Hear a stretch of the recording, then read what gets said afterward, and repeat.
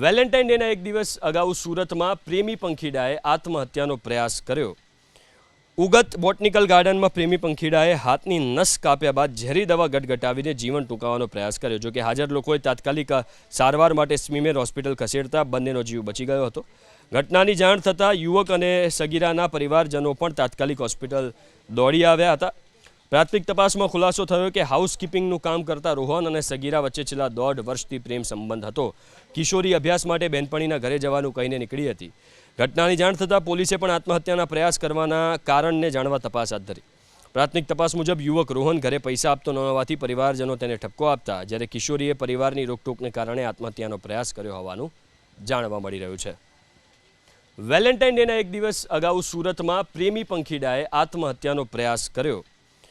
Ugat botanical ગાર્ડનમાં પ્રેમી પંખીડાએ હાથની નસ કાપ્યા બાદ ઝેરી દવા ગટગટાવીને જીવન ટૂંકાવવાનો પ્રયાસ કર્યો। જો કે હાજર લોકોએ તાત્કાલિક સારવાર માટે સ્મીમેર હોસ્પિટલ ખસેડતા બંનેનો જીવ બચી ગયો હતો।